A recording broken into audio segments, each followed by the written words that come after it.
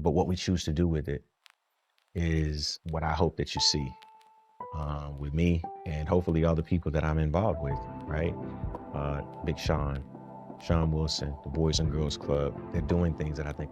This rapper and him, they all in the room together. And I lived with Sean Puffy Combs for a year. That's the crazy thing. Now, that was L.A. Reid's idea, right? We're sending you New over York to City. something called Puffy Flavor Camp. There you go. As a result of being around that man, Sean Puffy Combs, I don't sleep to this day.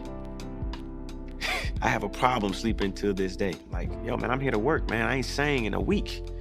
I mean, I'm 13 years old, and I'm telling him, look, you're gonna put me in the studio, man. You got Biggie Smalls in there, you got Craig Mack in there.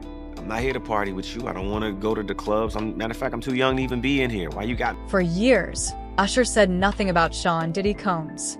And in an industry built on exposure, that silence may have been the loudest signal of all. Now, as he finally begins to speak, the narrative doesn't just revisit the past, it quietly questions the system that allowed it to exist in the first place. To New York City.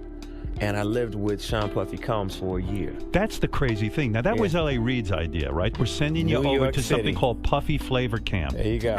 To learn Flavor Camp. Yeah, Flavor that's what it Camp. was called. And you're going to go to Puff Daddy's. He's going In to the 90s, do you understand what that's like? Puffy's place was like just filled with chicks and orgying like nonstop, right? No, not really. I Come mean, on. but hey, it was curious. I got a chance to see some things. Yeah, but you were 13. What were you I seeing? went there to see the lifestyle, Right. And I saw it, and it was, but I don't know if I could indulge and understand what I was even looking at. It was pretty wild. It was, So it was nobody great. tried to, some woman didn't come along. I didn't say and- that. Okay. I didn't But say you that. What I did say is that there were very curious things taking place, Uh-huh. and I didn't necessarily understand it. Biggie Smalls was there. Biggie Smalls was there, Lil' Kim, Craig Mack.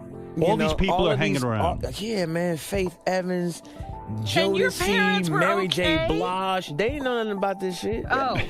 I was having a good time. You know what I mean? Does he have you doing any chores? Are you doing dishes at all? I mean, to keep you humble somewhat? Or are you just like, can you stay up till 4 a.m. with them and party? I mean, I could. I actually stayed up longer than them.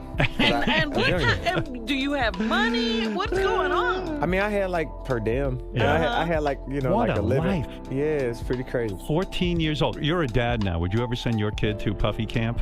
Hell no. Because they gave him a brown paper bag. When they gave him a brown paper bag, he was just putting stuff in there. So I said, damn, he got to go put it on the counter and, show everybody what he's getting. So as he going, I'm just looking at the places where he's picking stuff from. So there's one part he picked up some things from up here on my left side.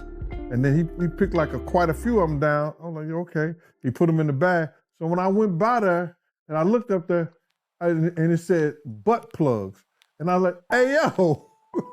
I was messing with him. Because people don't understand, we was like friends. He was a part of the same gang. So I'm still gonna tease him. I'm still gonna mess with him and everything like that. I could do that.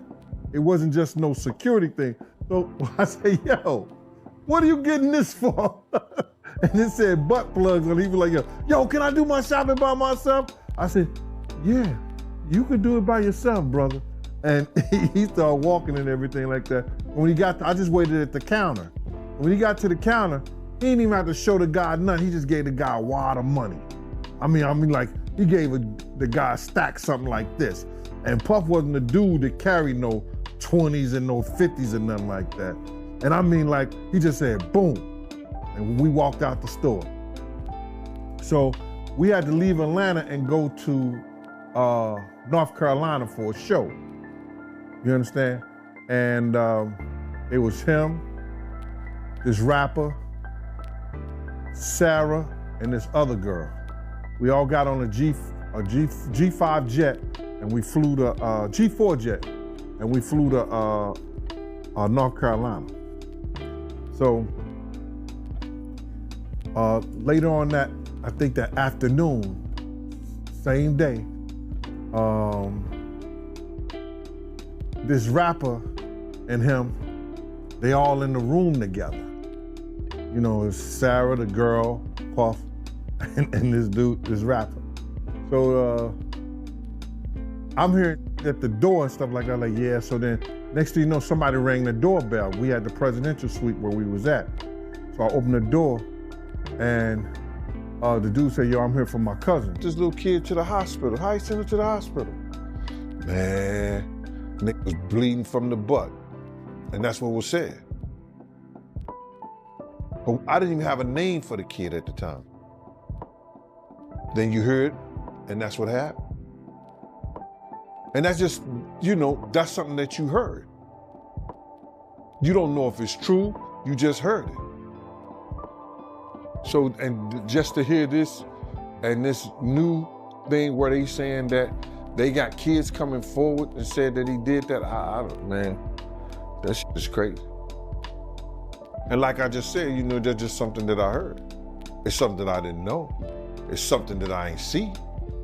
You know, a lot of people want to, you know, because Gene Deal has spoken on certain things that I've heard, I have spoken on it. But then they were just trying to say, I know. No, I'm not scared to say what I heard. And if there's any truth to it, then it's truth to it. Let them find it. Things that I've saw or things that I've witnessed and been a part of, I've said it. I'm not afraid to say what I saw or what I didn't see. A lot of people want to make up shit. I don't make up things. When I say Puff go in the room with two girls, you understand, and another guy and a rapper, and then all of a sudden they cousin try to go in the room, I throw them up against the piano, they run out the room grabbing towels and they naked. They still had two girls in the room. But people want to make up a lot of bullshit and say what they want to say and flip it the way they want to flip it. I tell it like it is. But you got these guys, you got these people out here, man, you know what I'm saying? You know, all this shit is for entertainment, man. Some people want the truth, some people speak the truth. Some people don't even know the fucking truth, it'll smack them dead in the fucking face, brother. But I tell you one thing, it's from my mouth to God's ear. And all these clowns can say whatever they want to say. Like I'm just saying, he lived a rock and roll lifestyle when I was with him, bro. I don't know about his sex addiction and stuff like that. You know, he was a totally different person, bro. When I try to tell people that, they don't understand that. He was probably doing some of the little snake shit, doing some things and stuff like that, you know, but